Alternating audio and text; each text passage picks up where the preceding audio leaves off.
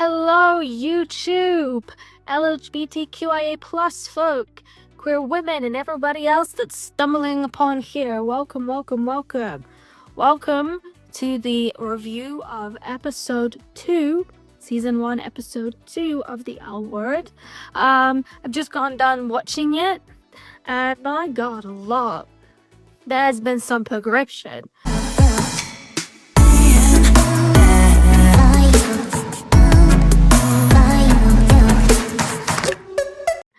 So in this episode, we really took the time to dive into more of Bet and Tina's storyline and to more of Marina and Jenny's storyline, which I thought was really interesting. So we look at Bet and Tina's storyline. Obviously, we found out from the last episode that they were trying to,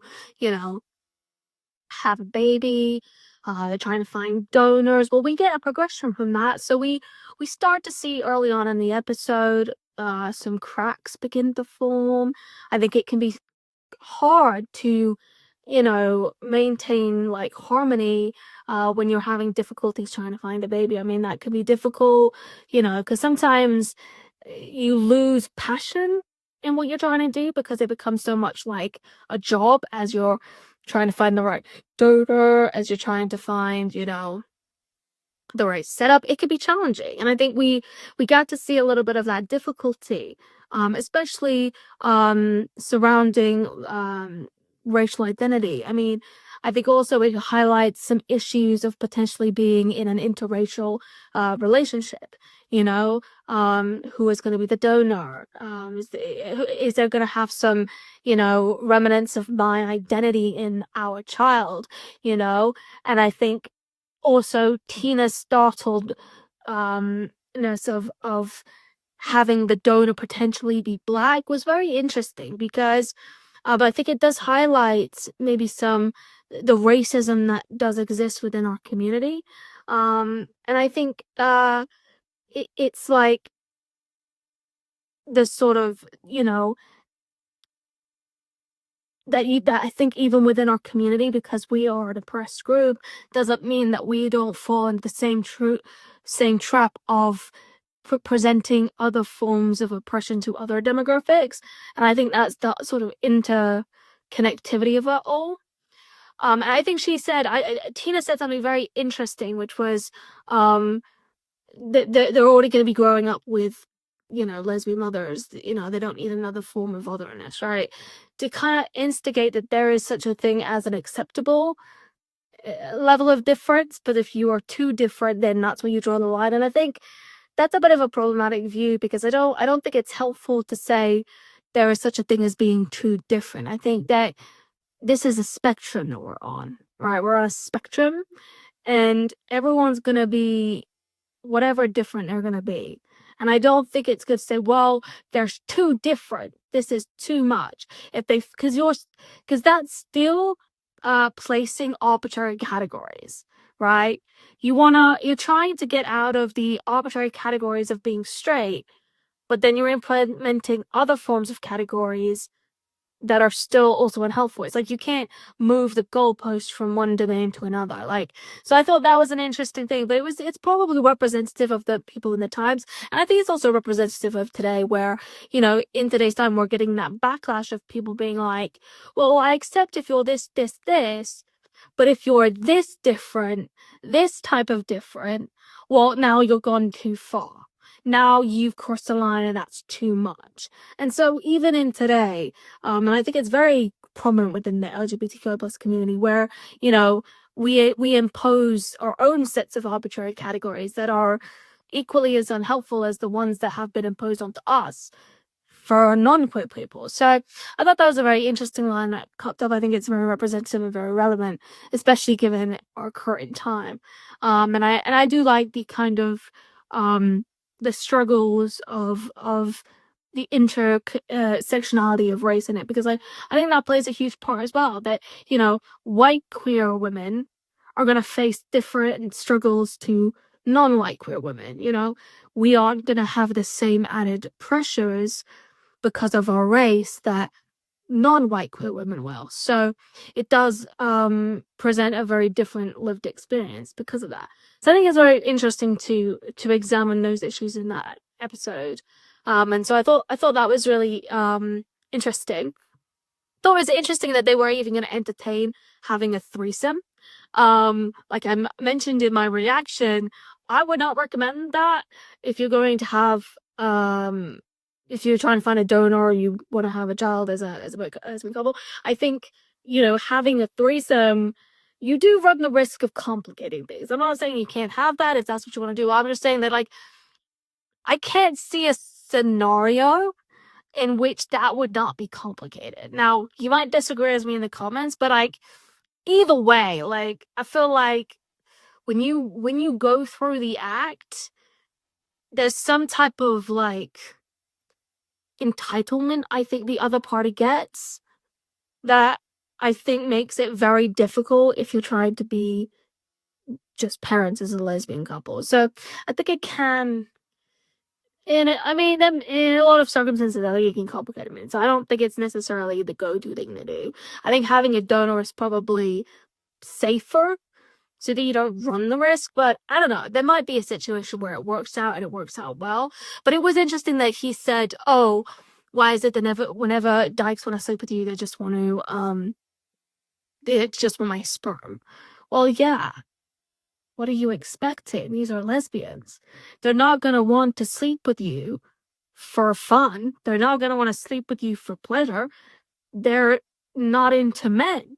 So like, of course, like if you're a man and lesbians want to have sex with you, your first call should be, oh, they want something. Because chances are the only reason why they would even entertain sleeping with you is to have your sperm. That's the only way they're gonna even do it, because it's not gonna be for pleasure. And I think it goes into this sort of entitlement that men think that they have the ability to turn a lesbian, or that they have the power to somehow score so big that they're gonna get into bed with a lesbian. That's not how that works. You know, if women are not attracted to men, they're not gonna sleep with you. It's just simple as that. So I thought that was really interesting pieces of representation. Interesting point to point out. And then the other big sort of storyline that was sort of unpacked during that episode was Jenny and Marina. I think we definitely saw some more struggles with Jenny in terms of her, like, her attraction and feelings that she's starting to develop for Marina. She's sort of kind of going back and forth between these two worlds of one trying to play the heteronormative housewife versus a gay woman who has these feelings, and she's kind of caught between these two worlds, and she's kind of going back and forth. I don't think she knows what she's doing. You know, she's outraged that Marina's showing up, and then at the same time wants to see her again. She's jumping in bed, then she's going back to her husband, well, her boyfriend, who then proposed at the end. So she's a little bit all over the place. And Marina's just sort of, I think Marina's just kind of going with it. Marina doesn't seem to be too bothered by the fact that Jenny is in a relationship. That doesn't seem to bother her that much. She seemingly, like, she likes Jenny, she's here for Jenny, and she's just going with the flow. She seems like she's very free-spirited, and she's just like, she's just letting things happen the way they're gonna happen, right? But I think that Jenny's struggle is, I think, quite representative of a lot of people. A lot of us who are caught between how we should be versus how we want to be and how we really truly are. And that kind of like shattering of the walls, revelation, being like, what do I do now? All right, where do I turn? How do I move forward? I think that could be quite of a relatable journey for for anybody that's queer, not necessarily just queer women. I think that any queer person, when they are forced to be put in this pigeonhole of what they should be versus what they are, there's always going to be that type of internal struggle of having, do I have the confidence to stand up for who I am, or am I going to be trapped by what society wants me to be? So I thought that was really a nice progression of that story.